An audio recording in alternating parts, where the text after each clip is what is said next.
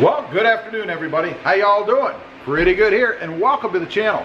Hey, today I wanted to take a look at the new skid plate that I had put on my Tacoma here. It's been on for I think it's about 3 weeks, something like that, so it's got some wear in it. And what I wanted to look at, you know, when you drive around, especially here where it's really hot, the asphalt heats up, and all those little stones fly out. It's known here. Lots of windshield chips and chips on the front of the vehicles and stuff. That's why you don't follow too closely. But anyway, I want to get under here and look. If you saw my previous video, then you know I got this in and it came in a polished, I think silver is what they call it, or a brushed silver, something like that. Whatever, it was a silver color. So I painted it. I actually took the letters off, painted it with bed liner, and there's a video up on that if anybody wants to check that out. But I wanted it black, and it came out really, really well. I was really happy with the way it went on, the way the paint adhered, the finish that I got, the look that I got. I just think it was all really cool. So I thought it'd be interesting now that it's got a little wear on it, not a lot, but a little bit, to get out here and take a look around and see how it's holding up. Is it chipping? Because people have asked me, you know, well, what happens when it chips and when the paint comes off, you're going to be able to see underneath? Well, that's true, of course. But I'm not a big off-roader or anything, so it's not like there's, you know, boulders scraping against the bottom of it or big logs or anything like that. So my truck would only really be subjected to, you know, stones and asphalt and things like that on the road. So we're going to take a closer look, see if I see any wear. I can tell you right now, just looking at this angle, it looks like the day I put it on. But I got to think there's going to be some kind of wear or something under there. I don't know, we'll see. I will tell you, it has not been in the rain. It never rains here. So it hasn't had any water on it. I don't know. I'm sure wherever you're at, it probably rains once in a while, but I don't think it's rained here since I put this on. Now, one other thing I want to mention. Of course, I'm looking to get the new 2020 Tacoma, and this is going to be coming with me. I'm not going to leave it on this truck. But the issue there is the color of the letters. You guys can see they're red. The truck obviously is Barcelona red, so you can see it's a pretty good match, or a pretty good offset anyway, or complement, I guess, for the color on the truck. Now, if I get what I'm looking for, which hopefully is going to be voodoo blue, or the other shade of blue out there, I'm not quite sure, one or the other. Voodoo blue is my #1 choice. I don't know how well those letters are going to match. And there are companies out there, I think Tough Skins, for example, sells letters that you can put in here in place of the existing ones. And primarily because this skid plate used to come with just the stamped TRD logo in it. Excuse me, it didn't have any lettering in there. So I could get different colored lettering to match the new truck, or at least to better complement the new truck. So that's what I'm looking to do there. These are just held on by some little locator pins. They really don't do anything to hold them in.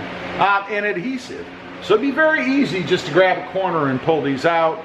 And since it was sprayed with a bed liner, I can get more bed liner if it should happen to chip the paint, because there's no doubt in my mind they've probably adhered to the paint under there, which is good to hold them on. That makes me happy. Now, let's pull you guys off the tripod, and take a look around a little bit closer up and see if I can see any wear. I think I see a chip already, but we're going to take a closer look and see. So hold on just a minute. Okay. Got you guys off the tripod, so we are freewheeling now, you know, kind of psychedelic like. Anyway, let's get a closer look. The place I was talking about before, and there is a little chip right here. That probably came from a rock or a stone or something. A little chip right here. You guys can see it shows up really well on the camera. Let's go over to the other side. I don't really see anything else there. Let's take a look along the front. Pull my light off here. I don't see anything down the side. That's cool. So far, looking pretty good. Let's duck underneath here. Turn you guys around so we're not facing the bright light. Checking it out under here. Maybe a little itty bitty tiny nick right there.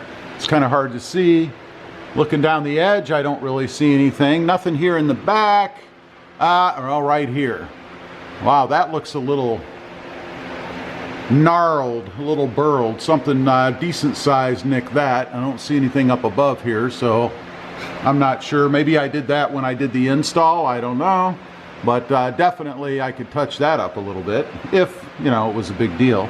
Looking down the body of this thing, we'll just take a quick look down. Let's see, I saw something there. No, that must just be the light. I don't really see any other issues down the front, or the bottom I should say. And then over here I do see a couple little marks. Again, maybe that was that rock that ricocheted across and hit here, I don't know. But you can see a couple little scrapes, so nothing horrible. Oh, and there's a little bit more right there. That makes it look way bigger than it is, but there's a couple chips. So there are some spots, I guess, that I really could touch up if it bothered me that much. Now we need to focus. There we go. So there are a couple spots that I could touch up.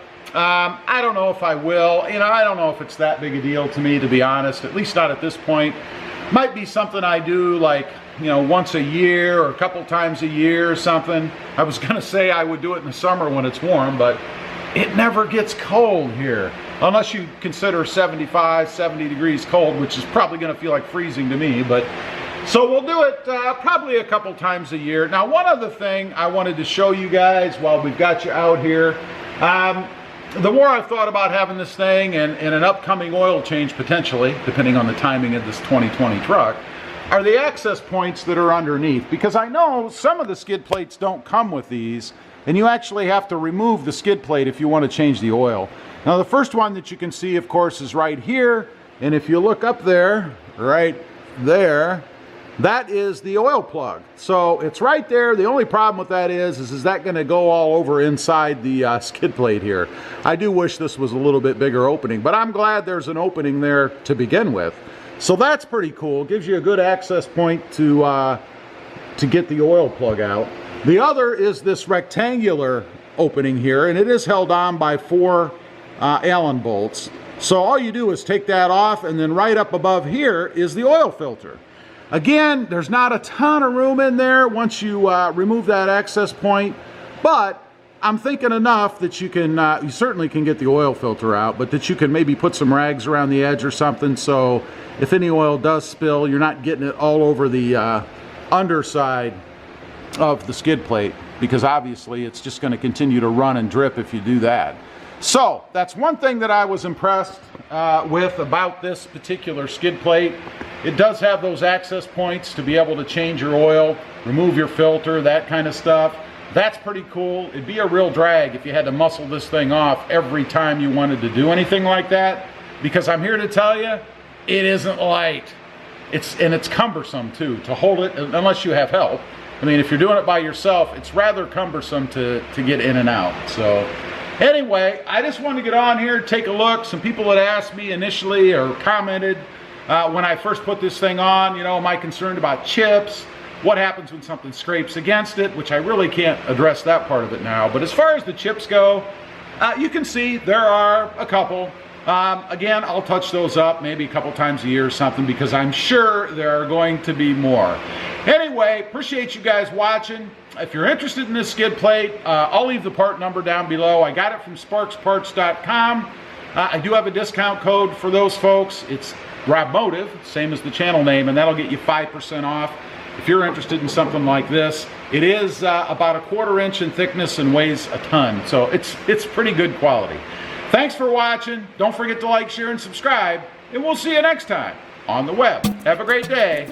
Bye.